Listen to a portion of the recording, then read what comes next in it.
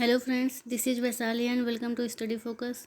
Friends, आज हम करवाने वाले हैं सीटेट सितंबर 2016 के हिंदी के मोस्ट इम्पॉर्टेंट क्वेश्चन, जो सीटेट 2022-23 परीक्षा के दृष्टिकोण से बहुत ही महत्वपूर्ण हैं। तो फ्रेंड्स, बने रहिए हमारे साथ और वीडियो को अंत तक जरूर देखिए। वीडियो पसंद आए तो वीडियो को लाइक शेयर एंड चैनल को सब्सक्राइब जरूर करें। तो शुरू करते हैं फ्रेंड्स। आज का पहला क्वेश्चन हम गद्यांश से शुरू करेंगे। तो इसमें निर्देश में दिया गया है, नीचे दिए गए गद्यांश को पढ़कर पूछे गए प्रश्नों प्रश्न संख्या 51 से 99 तक के सही सबसे उपयुक्त उत्तर वाले विकल्प को चुनिए। ओके, तो दिया गया है इसमें, लघु उद्योग उन उद्योगों को कहा जाता है जिनके समारंभ एवं आयोजन के लिए भारी भरकम संसाधनों की आवश्यकता नहीं पड़ती। वे थोड़े से स्थान पर थोड़ी पूंजी और अल्प साधनों से ही आरंभ किए जा सकते हैं, फिर भी उनसे सुनिश्चित ढंग से अधिकाधिक लाभ प्राप्त करके देश की निर्धनता, गरीबी और विषमताओं से एक सीमा तक लड़ा जा सकता है। अपने आकार, प्रकार तथा साधनों की लघुता व अल्पता के कारण ही इस प्रकार के उद्योग धंधों को कुटीर उद्योग भी कहा जाता है। इस प्रकार के उद्योग धंधे अपने घर में भी आरंभ किए जा सकते हैं और अपने सीमित साधनों का सदुपयोग करके आर्थिक लाभ कमाया जा सकता है और सुखी समृद्ध बना जा सकता है। भारत जैसे देश के लिए तो इस प्रकार के लघु उद्योगों का महत्व और भी बढ़ जाता है, क्योंकि यहाँ युवाओं की एक बहुत बड़ी संख्या बेरोजगार है। इसी कारण महात्मा गांधी ने मशीनीकरण का विरोध किया था। उनकी यह स्पष्ट धारणा थी कि लघु उद्योगों को प्रश्रय देने से लोग स्वावलंबी बनेंगे। मजदूर किसान फसलों की बुआई कटाई से फुर्सत पाकर अपने खाली समय का सदुपयोग भी करेंगे। इस प्रकार आर्थिक समृद्धि तो बढ़ेगी ही, साथ ही लोगों को अपने घर के पास रोजगार भी मिल सकेगा। फ्रेंड्स, हम ये पैसेज पहले पढ़ लेते हैं क्योंकि हमको याद है क्वेश्चन के आंसर, तो इस वजह से, क्योंकि कई बार हमने इसको पढ़ा है। फ्रेंड्स, आप लोग प्लीज़ ऐसा ना करें और पहले क्वेश्चन को पढ़ ले, उसके बाद पैसेज को सॉल्व करेंगे तो आपको ज़्यादा आसानी होगी। ये पैसेज हमने पहले पढ़ लिया, अब हम क्वेश्चन कर रहे हैं, तो आप लोग पहले क्वेश्चन को पढ़ लें और उसके बाद एक बार पहले क्वेश्चन को पढ़ लें, उसके बाद अगर आप पैसेज पढ़ेंगे तो आपके आंसर भी फटाफट से निकल के आते जाएंगे। ऐसे आपको 2 से 3 बार आपको मिनिमम 2 से 3 बार पढ़ना ही पड़ेगा। तो टाइम वेस्ट ना करते हुए आप पहले ही क्वेश्चन को पढ़ लीजिए, ताकि आपको जैसे ही कोई वर्ड, इतना तो थोड़ा बहुत तो याद ही रहता है कि कौन सा वर्ड आया था इसमें, तो हम पढ़ेंगे तो तुरंत से हमारे दिमाग में आएगा, तो फटाफट से हम आंसर कर पाएंगे उस क्वेश्चन का। तो फ्रेंड्स, चलिए पहला क्वेश्चन, उन उद्योगों को लघु उद्योग कहा जाता है किनको जो कम साधनों से शुरू किए जा सकते हैं, जिन्हें निर्धन व्यक्ति आयोजित करते हैं, जिनसे अल्प लाभ मिलता है, जो अल्प अवधि तक चलते हैं। 91 का राइट आंसर फ्रेंड्स आपका हो जाएगा, जो कम संसाधनों से शुरू किए जा सकते हैं, लघु उद्योग उन्हें कहा जाता है। अगला क्वेश्चन, मशीनीकरण से तात्पर्य है क्या है? मशीनों की आधिकारिक खरीद, मशीनों का आधिकारिक उपयोग, मशीनों का आधिकारिक निर्माण, मशीनों की आधिकारिक उपलब्धता। 92 का राइट आंसर आपका हो जाएगा मशीनों का आधिकारिक उपयोग। ओके, अगला क्वेश्चन, लघु उद्योग को प्रश्रय देने के संदर्भ में गांधी जी की क्या धारणा थी? समय का सदुपयोग किया जा सके, किसानों को बुआई कटाई से फुर्सत मिल सके, मशीनीकरण का विरोध किया जा सके, लोगों को आर्थिक रूप से आत्मनिर्भर बनाया जा सके। 93 का राइट आंसर आपका हो जाएगा, लोगों को आर्थिक रूप से आत्मनिर्भर बनाया जा सके। अगला क्वेश्चन, भारत जैसे देश के लिए लघु उद्योग धंधों का महत्व क्यों बढ़ जाता है? क्योंकि यहाँ बहुत से लोगों को काम की ज़रूरत है, क्योंकि यहाँ मशीनों की उपलब्धता बहुत कम है, क्योंकि यहाँ के युवा वर्ग को मशीनों पर काम करना नहीं आता, क्योंकि यहाँ कम पूंजी वाले लोग अधिक संख्या में हैं। 94 का राइट आंसर फ्रेंड्स आपका हो जाएगा ए ऑप्शन, क्योंकि यहाँ बहुत से लोगों को काम की ज़रूरत है। अगला क्वेश्चन, विषमता का विपरीतार्थी है प्रतिकूलता, समानता, समानता, असमानता। इस क्वेश्चन का राइट आंसर आपका क्या हो जाएगा? फ्रेंड्स, इस क्वेश्चन का राइट आंसर हो जाएगा, क्या हो जाएगा इसका? समानता। विषमता का विपरीतार्थी हो जाएगा समानता। अगला क्वेश्चन, समृद्धि शब्द में भाव क्या है? धनी होने का, रोजगार पाने का, समर्थ होने का, खुशहाल होने का। 96 का राइट आंसर आपका हो जाएगा धनी होने का, समृद्ध।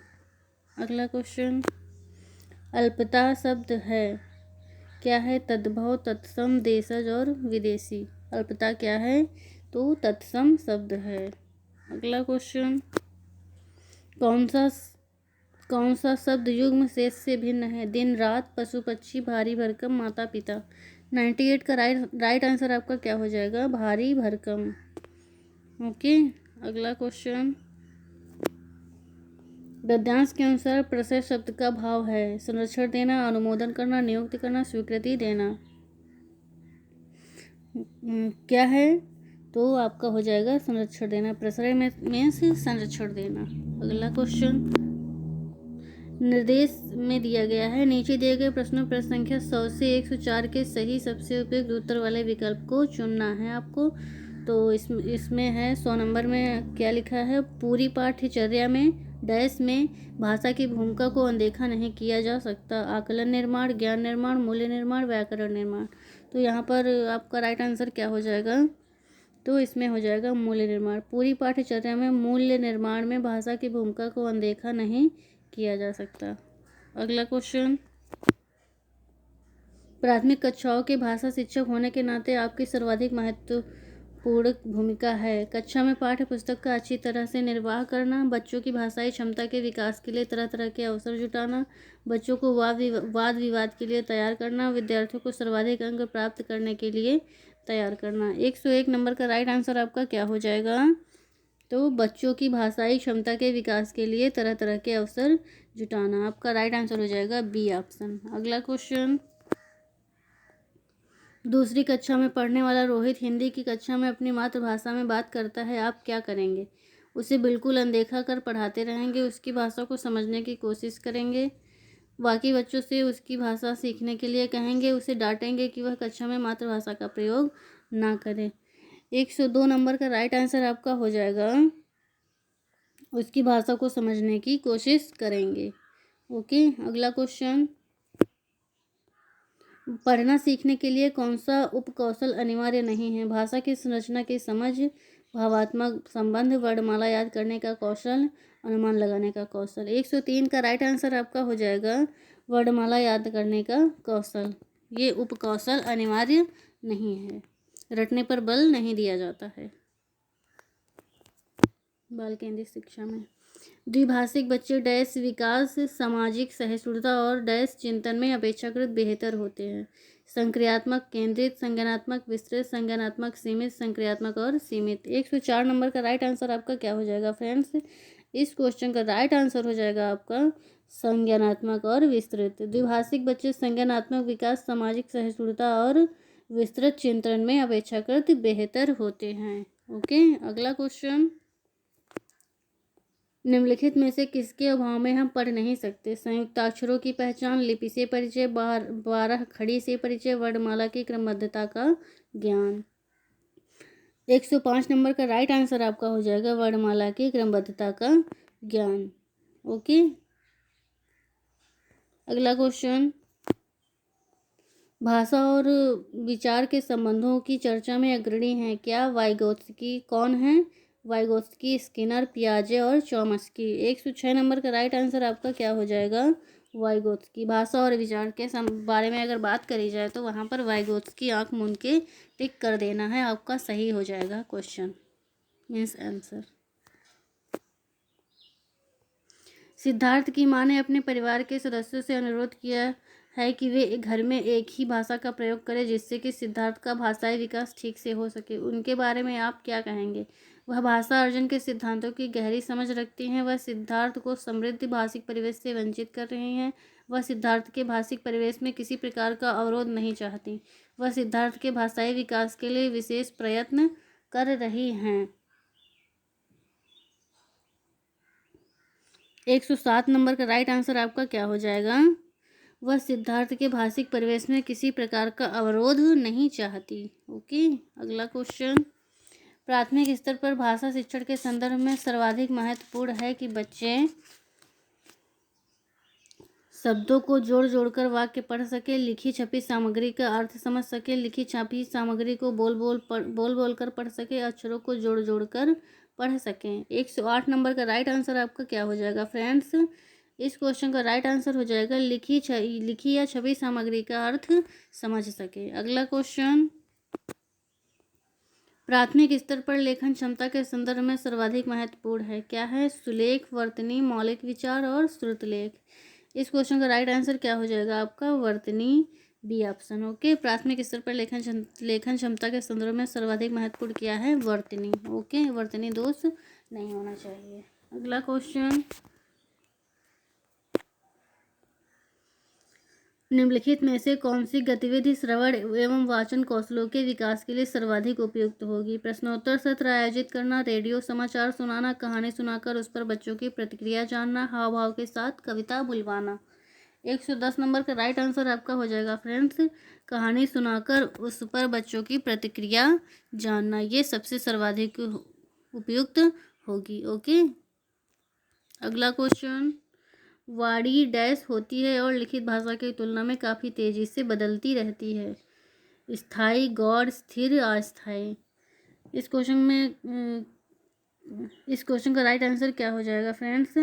तो इसका राइट आंसर हो जाएगा अस्थायी। वाणी अस्थायी होती है और लिखित भाषा की तुलना में काफ़ी तेज़ी से बदलती रहती है। ओके,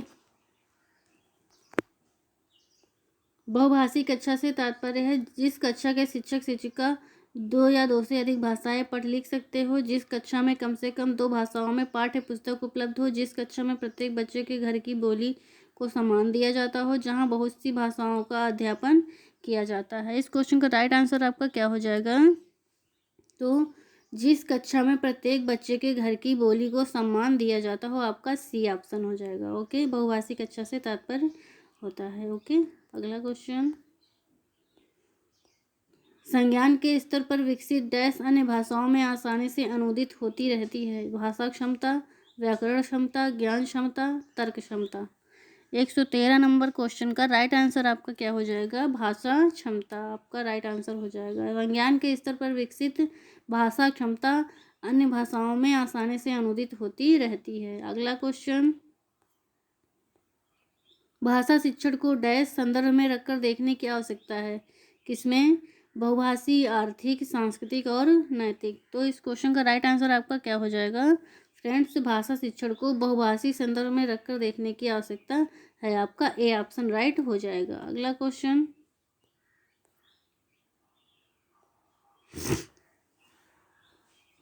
नीचे दिए गए पद्यांश को पढ़कर पूछे गए प्रश्नों प्रश्न संख्या 115 से 120 के सही सबसे उपयुक्त उत्तर वाले विकल्प को चुनिए, है ना।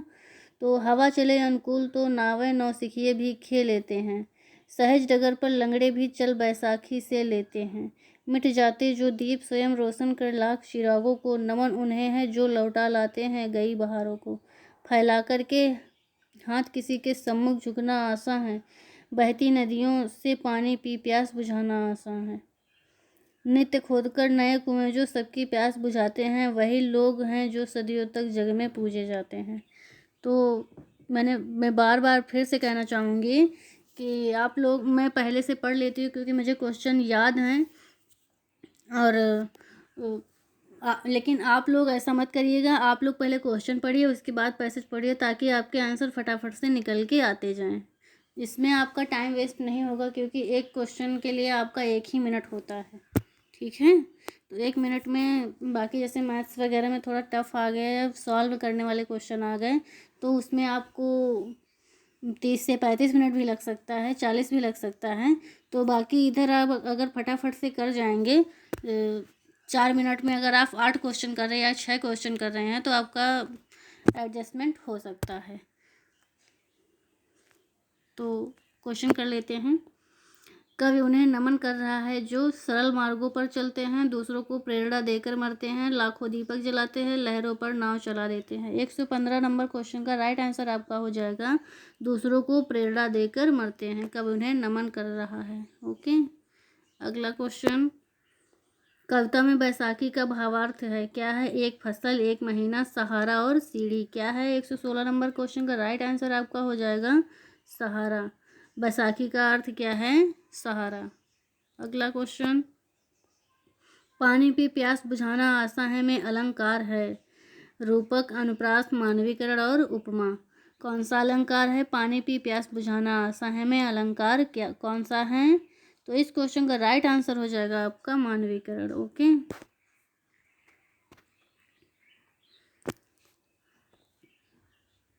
सॉरी गलत है। इसमें पानी पी प्यास बुझाना आसान में अलंकार अनुप्रास होगा, ये गलत होगा, ये मानवीकरण नहीं होगा। पानी पी प्यास बुझाना आसान है में अलंकार कौन सा है? तो आपका राइट आंसर हो जाएगा बी ऑप्शन यानी अनुप्रास, क्योंकि पा और ना तथा सा अक्षरों की पुनरावृत्ति हो रही है, बार बार आ रहे हैं ये।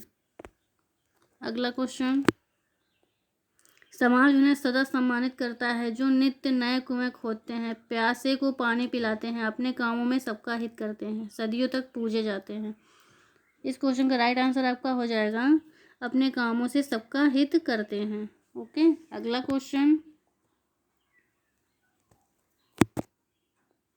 कवि के अनुसार उनका जीवन आसान नहीं होता है जो स्वयं अपने लिए ही साधन जुटाते हैं, लोगों के सामने हाथ फैलाते हैं, बैसाखी के सहारे चलते हैं, परिश्रम से बीती बहारों को लौटा लाते हैं। इस क्वेश्चन का राइट आंसर आपका क्या हो जाएगा?